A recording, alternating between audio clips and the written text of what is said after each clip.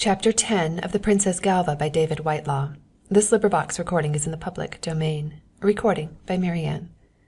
Chapter 10. 3 Hands at Poker. I remember seeing in a club I visited last year in Buda some framed hands of cards, remarkable hands that had occurred in the play there. It is a pretty custom. I have often since wished to start a similar collection. Permit me. And Signor Gabriel Dasso screwed a monocle into a cold and calculating eye, and crossed over to the card table. May I take them? Thanks. Most extraordinary. And how much did you win, Lieutenant Mozara, on your 4 kings? The young officer addressed nicked the ash from his cigarette and glanced carelessly over the pile of notes and gold before him. Oh, about 400 crowns, thereabout, he answered carelessly.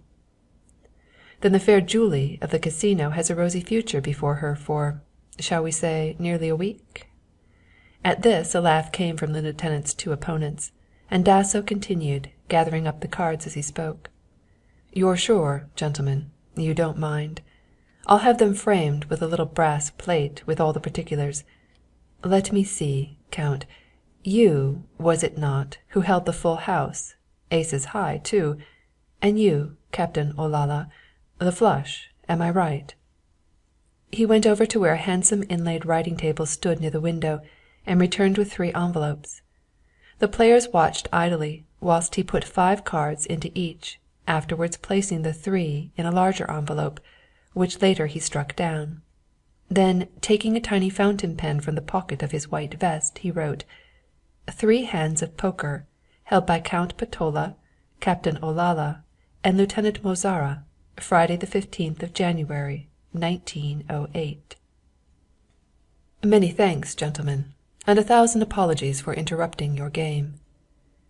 Signor Dasso returned to his position by the fire, one arm resting on the high mantel-board and letting his monocle fall with a little tinkle against his shirt-front. The men at the table tore open another pack of cards and resumed their game. But it was late, and the play became desultory.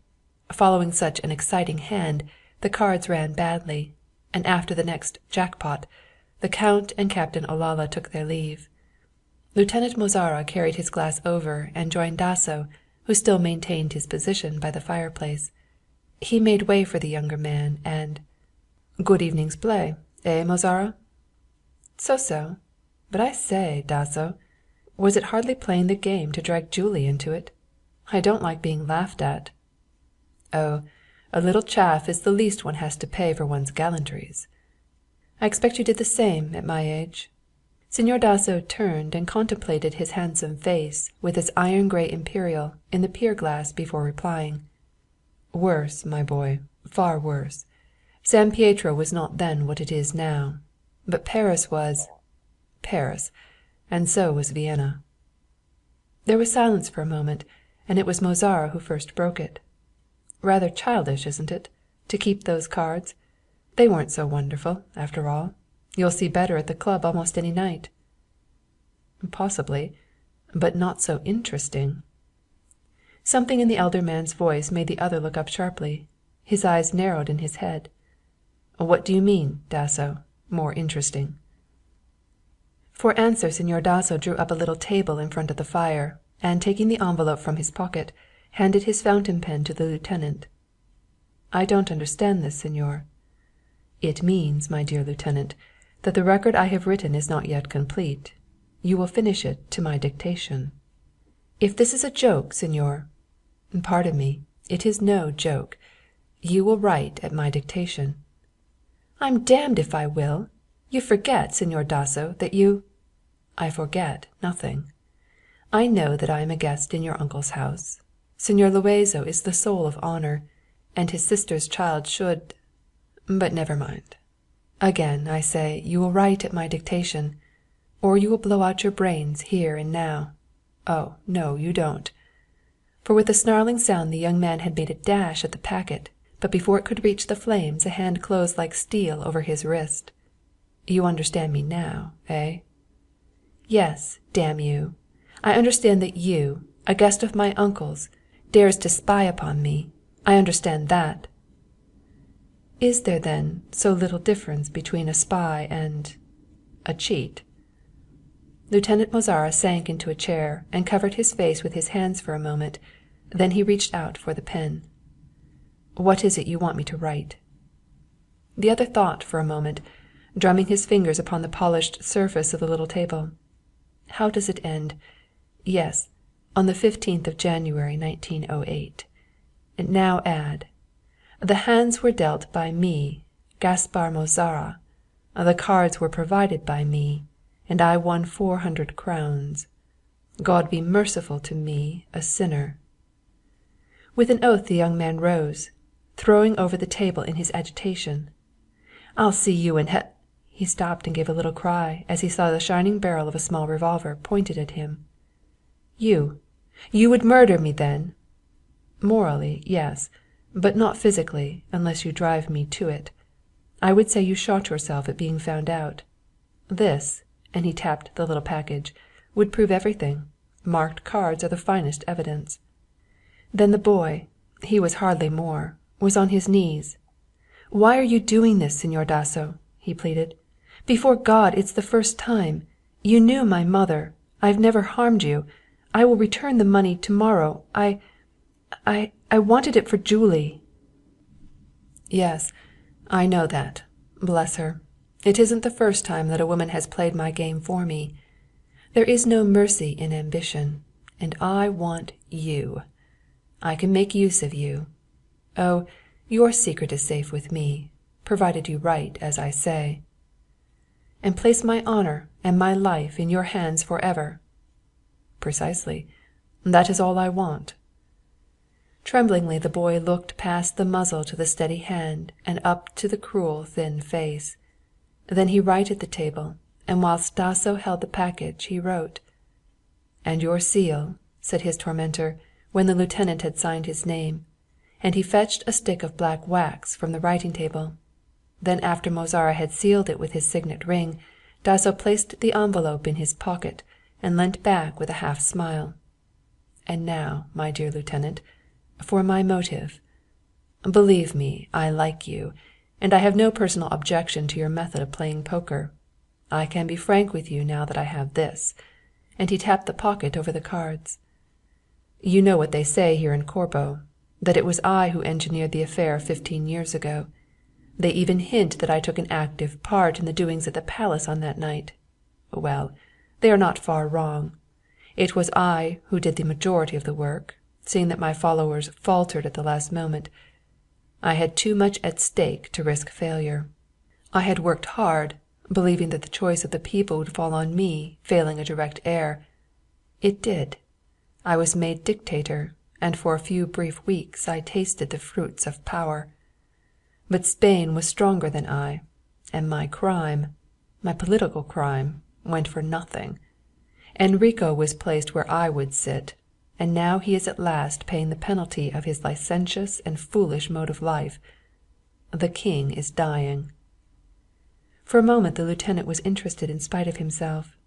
"But his nephew will—" Señor Dasso rose and snapped his fingers. "That for him. What do the people think or even know of him? A man who has hardly been seen by them. A man who hates San Pietro and all in it, including his uncle. I understand he is in Africa shooting lions at this present moment. When he hears of his uncle's death, it will be too late." "But Spain?" "Spain has her own troubles now, and I have information that a little diplomacy is all that is needed. It is my hour, and I will want help. I will want dirty work done. Tonight I saw my chance when I noticed that your cards were marked. I took it, as I take all chances." "What is it you want of me?" "There will be many things. First I want you to watch and tell me about these English people, Miss Baxendale, and her Mr. Sydney. I want you to— I will not play the spy in my uncle's house. He has been a father to me, more than a father. But you play in your uncle's house. How you play is known only to you and me, so far. It's not much I'm asking of you, but much or little you'll have to do it. They visit here a great deal, and your task will be easy. and I'll help you with Julie. 1:30. I'll go now. You'll remember." Gabriel Dasso descended the broad staircase of Señor Luazo's mansion, and was helped into his sable overcoat by the sleepy manservant at the door. In the courtyard his motor was waiting, but instructing the chauffeur to keep him in sight, Dasso turned up the collar of his coat and stepped out briskly. It was a lovely night, and the bay of Lucana gleamed silver beneath the moon. The boulevard that terraced above the beach lay white under the cold glare of the arc lamps which threw a delicate tracery of shadow from the acacia trees. The town of Corbo was built on a cliff, or rather a series of little cliffs that rose in terraces, upon the highest of which stood the royal palace. Under the gay reign of Enrico I, Corbo had prospered exceedingly, and there was but little remaining of the old and quaint town of a decade ago. Modern hotels, rivaling the palace in splendor and far exceeding it in comfort, lined the lower boulevard, and the casino lying back in its palm gardens had been erected by a syndicate of Russian Jews and had cost a fabulous amount of money. The lights were still blazing from its myriad windows as Señor Dasso made his way along the broad pavement, followed at a respectable distance by his car. There was a slight wind offshore, and little bursts of melody came to him at intervals, of a popular waltz played by a string band. For perhaps half an hour the man continued to walk up and down, his chin sunk deep in his collar. Then he raised his hand, and the watching chauffeur slid noiselessly up to him. Leaving the lighted thoroughfare, the car made its way to the eastern end of the town, which lay in darkness. It was here, in a part that still contained some of the buildings of the old town, that Dasso's home lay. It was a large medieval-looking structure, more of a castle than a house. When first it had been erected it stood alone, but with the growth of the town it had been surrounded, and portions of its ground taken in, till now it had the appearance of a giant being elbowed and crowded out by pygmies. Before the massive old gateway the car drew up, and at the sound of the brakes the oak doors opened. Señor Dasso passed in between the two footmen, one of whom relieved him of his coat and hat, whilst the other shot home the great bolts behind him. "I'll want nothing more," he said shortly, and crossing the hall entered a room on the left. On the table stood a decanter and a siphon. He mixed himself a drink, then selecting a key from the bunch on the chain, inserted it in the lock of a small but massive safe that was let into the wall by the fireplace. He took from it a portfolio of black leather, and, seating himself near the lights of a branch candelabra, unfastened the little strap. It contained a varied assortment of papers, and Dasso ran through them hurriedly until he came to a card bearing a photograph.